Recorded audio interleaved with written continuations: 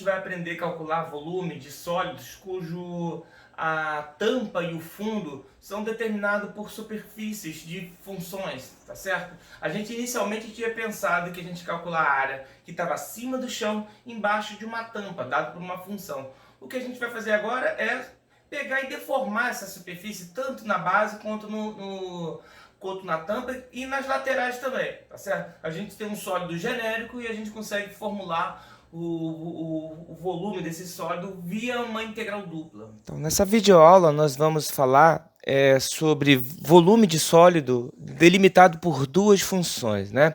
Inicialmente, quando a gente viu a integral dupla, a gente formulou como sendo, por exemplo, o volume que estava acima de uma região D e abaixo de uma determinada superfície. Então, por exemplo, se eu quiser calcular esse volume aqui entre o chão e essa superfície S1, eu chamo isso de volume 1. Então, é o volume desse pedacinho aqui, né?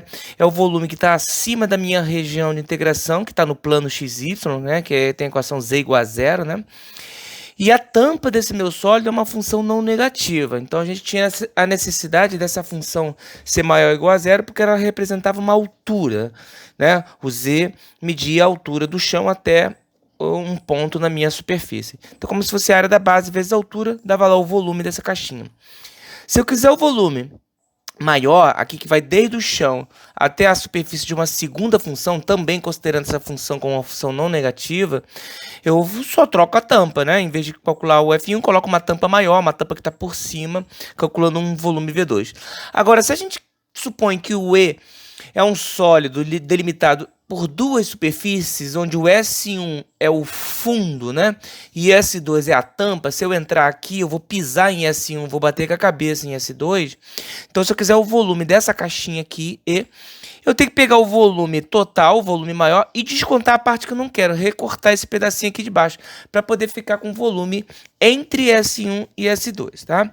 Então, substituindo aqui o volume 2, que é a integral dupla da função f2 na região D, eu vou descontar o volume 1, que também é uma integral na mesma região, porém a tampa é diferente, tá? Como nós temos aqui a integral dupla na mesma região, a gente usa a propriedade de integral que tinha lá no cálculo 1, vai servir também para integral dupla, que é a integral da soma é a soma das integrais.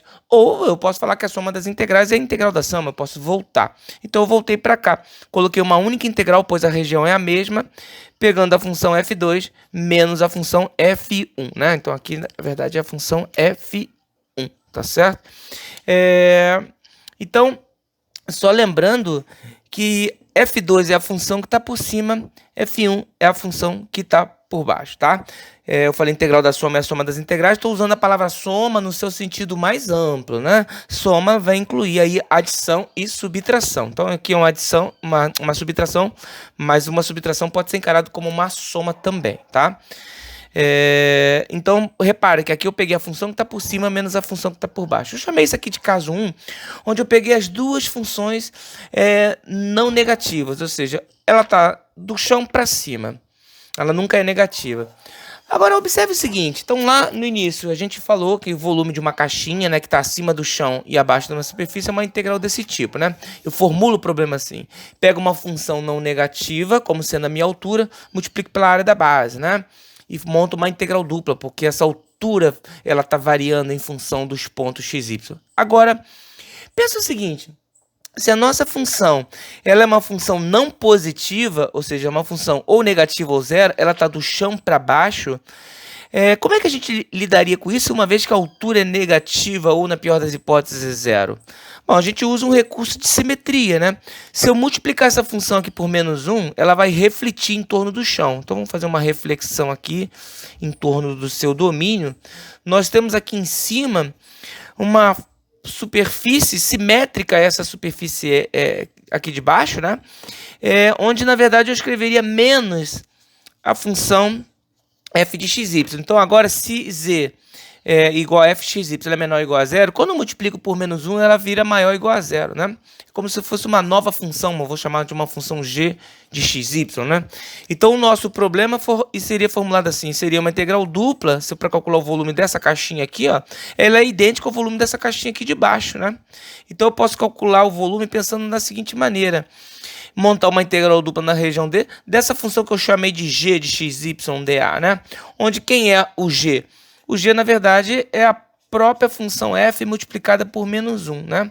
Então é como se fosse a área da base vezes a altura, onde essa altura aqui é um z maior ou igual a zero, porque ele está multiplicado por menos 1 e a f original era não positiva, tá certo?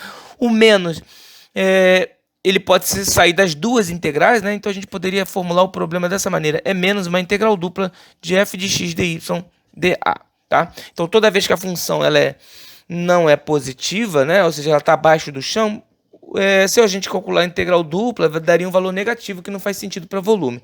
Então a gente inverte o sinal multiplicando por menos 1. Com isso, a gente pode gerar outras situações de calcular volume entre duas superfícies. Então o meu E ainda passa a ser o sólido limitado entre S1 e S2, ou seja, S2 continua por cima, S1 continua por baixo. Eu estou chamando de caso 2, onde a gente está pegando agora uma função não negativa e uma função não positiva, ou seja, em outras palavras, eu tenho uma acima do chão e outra abaixo do chão. Na pior das hipóteses, elas tocam o chão, tá? Então, o meu sólido ele é a união de dois sólidos, né? Eu tenho um sólido que está acima do chão, que é o E2, é o sólido que está entre D e o S2, né? E eu tenho um outro sólido que está abaixo do chão, né? Que é o E1, que é o sólido delimitado pela região D, que está no chão, e uma superfície que está abaixo do chão, tá? Então, como eu quero o volume total, aqui eu vou somar os volumes, né? Eu vou pegar o volume que está entre S1 e D, vou chamar isso aqui de volume 1. Esse outro volume aqui eu vou chamar de volume 2, que é o volume que está entre D e S2, e a gente vai unir, ou seja, no caso do volume, a união vai ser uma soma, tá? Bom, formulando o F2, como essa função F2 ela é uma função não negativa, ou seja, um z maior ou igual a zero, a gente formula como sendo uma integral dupla da própria f na região D. Agora, o V1, pelo fato da função estar abaixo do chão, eu tenho que multiplicar por menos 1, aquela história da simetria, né? Fazer uma reflexão para esse volume aqui não dar negativo. Então, esse menos aqui vai ficar na frente da função, porque se o F1 é menor ou igual a zero, o menos F1 passa a ser maior ou igual a zero. Então, aqui eu tenho uma altura, né? De fato, não negativa, porque está multiplicado por menos 1. Então, quando eu vou somar, eu vou pegar o volume 1, que é esse cara que, né, que tem um sinal de menos, coloquei ele aqui, né? Que é o volume aqui de baixo dessa caixinha E1, ou seja, isso aqui é o meu V1, e vou somar com o meu V2, onde é a integral dupla da função F2 na mesma região. Então, se a região é a mesma, a gente pode juntar isso numa única integral, onde eu vou pegar aqui, eu só mudei a ordem, importante é que não faz diferença na soma, desde que o sinal vá junto, o F2 está com um sinal positivo na frente, e o F1 está com sinal negativo na frente, né? Então, mais uma vez, não importa, repara, se as duas estão em cima, ou se tem uma em cima e tem uma embaixo, a fórmula é a mesma, né? Eu pego sempre a função que está por cima menos a função que está por baixo. Essa ordem aqui é importante, é a tampa menos o fundo do meu sólido, né? Então, pensar que eu vou entrar nesse sólido aqui, eu vou pisar no S1 e vou bater com a cabeça no S2, olhando esse sólido grandão aí, tá? O volume vai ser dado exatamente por essa integral dupla na região, pegando a tampa menos o meu fundo. Em um terceiro e último caso, eu vou supor que tanto a tampa, que é a função S2, como o fundo, são duas funções não positivas, ou seja, ambas estão abaixo do chão.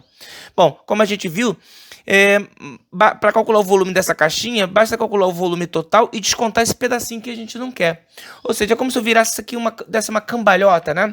Quando eu multiplico a F1 por cima, ela vai lá para cima, né? Ou seja, o S1 passa a ser a minha tampa.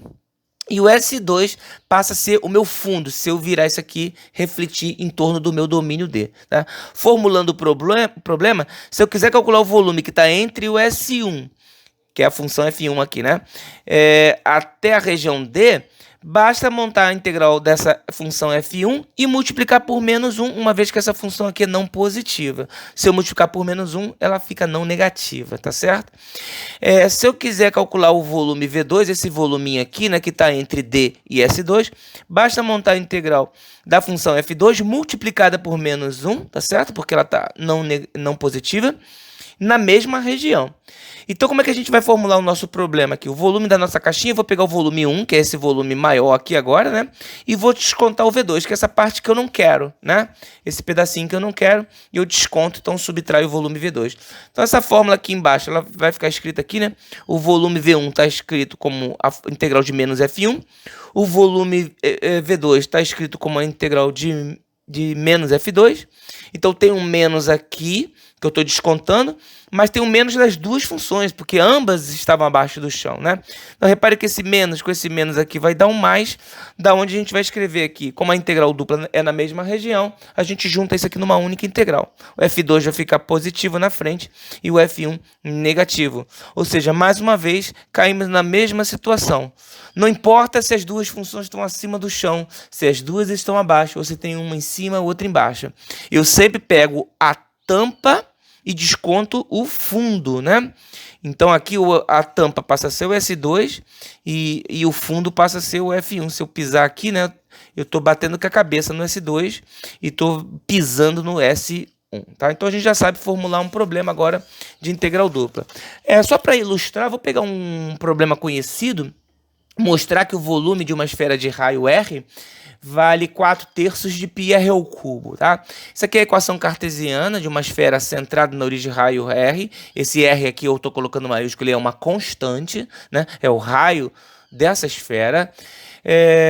Lembrando que se eu mudar o centro de lugar, o raio não varia, né? O raio varia se eu mudar o raio. Então, eu coloquei aqui de forma conveniente o centro na origem, né? Para facilitar minha vida na hora de fazer as contas. Repare que essa esfera ela pode ser quebrada em dois hemisférios, um hemisfério superior e um hemisfério inferior. Bom, eu posso colocar o Z em função de XY, mas eu também poderia isolar o X ou Y. Eu posso quebrar a esfera transversalmente em relação ao Y, em relação ao Z, ao Y ou ao X. Tanto faz, vai ser equivalente. Então vamos pensar o seguinte, que eu vou isolar o Z aqui. Joguei o x quadrado para lá e o y quadrado. Na hora de extrair a raiz, lembra que eu tenho que passar a raiz quadrada de ambos os lados. Raiz quadrada de z ao quadrado é módulo de z. Então eu estou perguntando, quem calculando o módulo vai dar essa raiz? Tem duas soluções, mais raiz e menos raiz, né? Por isso que a gente fala que o z é mais ou menos essa raiz quadrada aqui. Onde a raiz com sinal positivo, essa função aqui de cima, é como se fosse a minha S2, é como se fosse a tampa do meu sólido, né? E a função com um sinal de menos na frente, é essa superfície aqui como se fosse a minha S1, como se fosse o fundo do meu sólido. Então, se você entrar lá na esfera, você vai pisar em S1 e vai bater com a cabeça em S2, ou seja, S2 é a tampa, S1 é o sólido, o fundo, né? E a gente acabou de ver que o volume, não importa. Repare que aqui o S2 é dado por uma função que está acima do chão, ou seja, uma função não negativa. E o S1, nesse caso aqui, pelo fato de ter um sinal negativo, ela é uma função não positiva, né? Ou seja, ela é menor ou igual a zero, ou seja, ela está abaixo do chão, na pior das hipóteses, tocando no chão. Mas não importa. A gente sabe que basta pegar a tampa menos o fundo e montar uma integral dupla na região D. Onde a região D aqui vai ser o quê? Se eu projetar, se eu esmagar esse sólido aqui no chão, essa projeção aqui vai ser um disco, né? Um disco de raio D, se eu olhar de cima para baixo, né? Então, coloquei aqui a F2, que é a própria hemisfério superior, tá certo? Com sinal de mais. Esse menos vem da fórmula, né? De volume entre funções, e aqui embaixo eu estou colocando a função, na verdade, do meu fundo, do meu sólido, né, que leva um sinal negativo. Repare que menos com menos aqui vai dar mais, então vai ficar raiz somada com ela mesma, né? Ou seja, uma coisa somada com ela mesma vai dar duas vezes ela, né? Incluo 2 aqui, eu posso jogar para fora das duas integrais, tá? Como a minha região, lembrando que o Z está aqui, né? A gente projetou a esfera, esmagou a esfera no chão, vai dar esse disco aqui de equação cartesiana dada por x quadrado mais y quadrado igual a r quadrado, ou seja, a gente fez o z igual a zero na equação da esfera, né? Que é a interseção da esfera com o plano xy. A gente sabe que é muito mais fácil escrever isso aqui em coordenadas polares, né? Onde o meu rzinho, que é a minha variável em coordenadas polares, varia de 0 até a fronteira, no caso aqui de 0 até rzão, lembrando que rzão é uma constante. E o θ está passando pelos 4 quadrantes, né? Está dando uma volta completa em torno da origem, então meu θ varia de 0 a 2π. Então essa integral aqui, ela pode ser substituída de coordenadas cartesianas para as coordenadas polares. Lembrando aqui que esse aqui é o meu dA, né? R, dr, dθ, poderia ser dθ, dr, uma vez que tanto o r e o θ variam entre constantes. Lembrando que eu posso colocar aqui o menos evidência, que vai ficar x² mais y², que em coordenadas polares é r², rzinho. Então ficou rzão, repetir, subtraída aqui do rzinho ao quadrado, né? E tem uma raiz quadrada. Bom, eu não consigo eliminar essa raiz quadrada, por ter uma soma, no caso aqui uma subtração. Então a gente é obrigado a fazer uma substituição. Aqui dentro tem um polinômio do grau 2 em rzinho e aqui fora um polinômio do grau 1. Daí a gente vai pegar essa integral aqui e resolver em r, tá? Repare que quando a gente faz essa integral na variável rzinha, que está aqui dentro, né? Ela está dentro de uma integral em θ, né? Isso aqui é uma integral iterada, né? A gente faz a integral em r. Quando eu terminar, eu faço uma integral em θ. Mas repare que essa integral aqui, ela é constante em θ, ou seja, ela não vai depender de θ, porque nada que depende de θ, nem os limites, nem a função. Então isso aqui vai dar, quando eu fizer a integral em r e aplicar o teorema fundamental do cálculo em r, o r vai sumir. Como também não vai depender de θ, isso aqui é uma constante, eu posso jogar para fora antes mesmo de descobrir quanto ela vale, né? Então eu peguei, arranquei de dentro da integral em θ, ela estava aqui, né? Eu joguei ela para cá, ó. Mesmo sem saber quanto é que ela vale, né? Isso é um artifício usado em algumas situações. Nem sempre isso acontece, nem sempre é possível fazer isso. Mas quando for possível, às vezes é vantagem, né? É vantajoso. Bom, repare que a integral em θ é bem direta, né? A integral de dθ é θ, e o θ está variando de 0 a 2π, né? Ou seja, vai dar 2π menos 0 vai dar 2π. Então, essa integral aqui já deu 2π. Falta resolver essa integral aqui. Vamos fazer uma pausa aqui, vamos voltar para cá já, né? Eu chamei de asterisco aqui. Eu vou resolver essa integral por substituição simples. Essa integral eu repeti aqui. Chamei tudo que está dentro da raiz de u, né? Repare que a derivada do u em relação ao rzinho, a derivada do rzão é zero, porque ele é constante. A derivada do rzinho, do rzinho ao quadrado é 2r, então vai ficar 0 menos 2r, ou seja, vai dar menos 2r.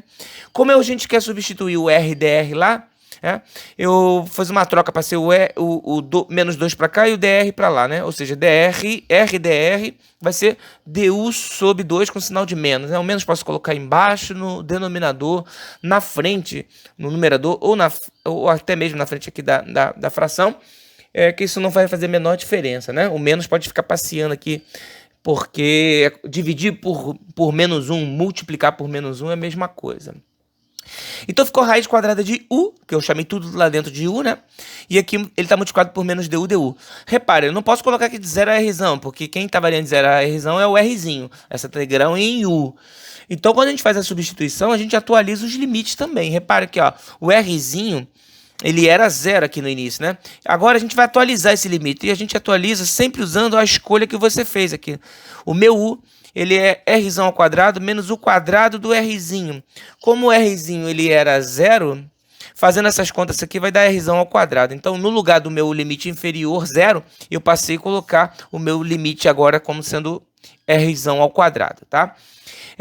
Quando o nosso rzinho ele variava rzão, ele era rzão, que era o meu limite superior, daqui isso vai gerar um novo limite superior, né? Quem vai me dizer que é a escolha que a gente fez, né? O nosso r ao quadrado menos o quadrado do rzinho, onde nesse caso o rzinho vale rzão, né? Então rzão ao quadrado menos rzão ao quadrado, isso aqui vai dar 0. Então quando o rzinho vale rzão, o nosso u vai valer 0. Então a gente atualizou os limites de integração. A vantagem de fazer isso é que eu vou fazer a integral em u, aplicar o teorema fundamental do cálculo no próprio u, já com esses novos limites. Eu não preciso perder tempo voltando para o rzinho, tá? Beleza. Se você não gosta de fazer assim, não tem problema nenhum. Faz a integral como se fosse uma integral indefinida. Acha a resposta em u, volta para r usando essa relação, e depois faz o r variar de 0 a rzão. Vai dar no mesmo, né? Com a diferença, você vai perder um tempo aí tendo que voltar para a variável velha, que no caso aqui é o rzinho, tá? Olha, joguei o menos meio para fora. Aqui eu usei um artifício, né? Esse menos aqui, menos meio, já está aqui na frente do meio. Eu fiz uma troca de ordem aqui dos limites. Coloquei o 0 para baixo, o rzão para cima, porque nesse caso eu vou fazer uma jogada com o sinal de menos. A gente está usando aqui um teorema lá do cálculo 1 que diz que a integral de A até B de uma f de x dx, ela é a mesma coisa que a integral de B até A de f de x dx se eu trocar o sinal, né? Então toda vez que a gente inverte a posição dos limites, eu tenho que compensar com o sinal de menos. Por exemplo, se essa integral aqui desse 5, essa aqui daria menos 5. 5 não é igual a menos 5, mas 5 eu posso dizer que é igual a menos o menos 5, né? Menos o menos 5 dá 5. Então, toda vez que a gente trocar a posição do limite, eu troco um sinal de menos. Então, como eu inverti esses sinais aqui, esses limites, coloquei o r ao quadrado para cima e o 0 para baixo, eu coloquei um sinal de menos aqui que vem dessa troca, né? Precisava ter feito isso? Não, não precisava, mas é um artifício, né? Porque aí o menos com menos aqui, ó, vai dar mais, né? Então o sinal de menos sumiu, né? Faço a integral em u. A integral de u elevado a meio é u elevado a meio mais 1. Meio mais 1 é 3 meios. E divido sempre por 3 meios, né? E meu limite agora está variando de 0 até r ao quadrado, tá? Dividir por 3 meios é o mesmo que multiplicar por 2 terços. Então eu repeti o meio aqui e inverti o 3 meios. Ficou 2 terços. O 2 vai cortar com 2. Aplico o teorema fundamental do cálculo no u. O u está elevado a 3 meios, né? Então eu jogo aqui o limite superior, então vai ficar r ao quadrado elevado a 3 meios. E vou jogar o zero também. 0 elevado a 3 meios é 0, porque é como se fosse raiz quadrada de 0 ao cubo, né? 0 ao cubo é 0, raiz quadrada de 0 é 0. Então a gente subtraiu o 0 aqui. Então ficou 1 terço, né? 1 terço de r ao quadrado elevado a 3 meios. A gente multiplica aqui as potências. É como se fosse raiz quadrada de r ao quadrado ao cubo, ou seja, fica r à sexta, né? Ou seja, isso aqui vai simplificar o 2 com 2, na verdade, que a gente multiplica as potências, vai ficar 2 vezes 3 meios, vai dar r ao cubo. Então essa integral aqui, na variável r, deu r ao cubo sobre 3, que a gente voltou aqui com essa resposta aqui, né? Essa é a resposta que a gente acabou de calcular. Então tinha um 2 aqui, repeti, a integral em θ deu 2π, essa integral aqui deu r ao cubo sobre 3, então vou multiplicar tudo agora, né? 2 vezes 2 é 4. Repeti 1 terço aqui.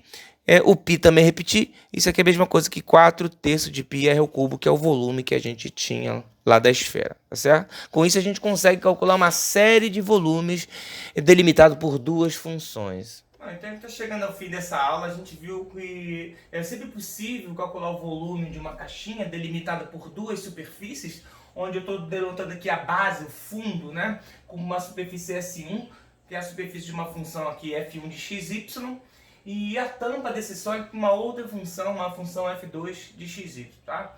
Aí a gente formula o problema dessa maneira, sempre pegando a função que está em cima menos a função que está embaixo, nessa ordem. Imagina que você está lá dentro desse sólido E, você está pisando na superfície S1 e batendo com a cabeça na superfície S2. Então, você sempre usa essa ordem, a tampa, onde você bate com a cabeça e desconta, né, a base, que você vai eliminar justamente a parte que você não quer, onde o teu Z, na verdade, está preso entre essas duas funções, né? Qualquer ponto aqui dentro do Z está limitado entre a função F1 e a função F2, uma vez que o Z cresce de baixo para cima, né? Então é tudo que está em cima menos que está embaixo, tá certo? A nossa região de integração vai ser uma projeção desse sólido no chão, uma vez que a gente está olhando funções de duas variáveis, né? A gente vai projetar isso no chão e dali a gente vai tirar os nossos limites de integração. Não, e também é possível adaptar. Se eu pensar que para lá está o eixo y, tá certo? A gente pode escrever essas funções, em vez de isolar o z, isolar o y em função de x e de z. Daí a gente projeta a região de integração no plano x, z, onde vão ser os planos das nossas variáveis independentes, né? Então, aqui a gente teria a variação do y, né? Eu pego o y, que está mais à direita, menos o fundo, né? O que está mais à esquerda, montaria uma integral desse tipo também, né? Também poderia pensar em isolar o x, se o x está saindo na direção da tela, né? Eu iria projetar no plano YZ, da onde a gente tiraria os nossos limites das variáveis y e z. Daí a tampa e o fundo, né, teria que ser adaptado, pensando quem está mais à frente, no caso, é como se fosse a tampa, né, é o o x mais avançado, e o fundo é a função que delimita aqui o x mais recuado, tá certo? Então é sempre possível formular um problema de volume via integral Sim, não, dupla. e pra fora, aqui sai o eixo, eu tinha falado do Y, né? Vou gravar de novo, esse negócio não deu certo. Olha, aqui sai o eixo. Eu tinha falado Y, né? Vou gravar de novo, esse negócio não deu certo.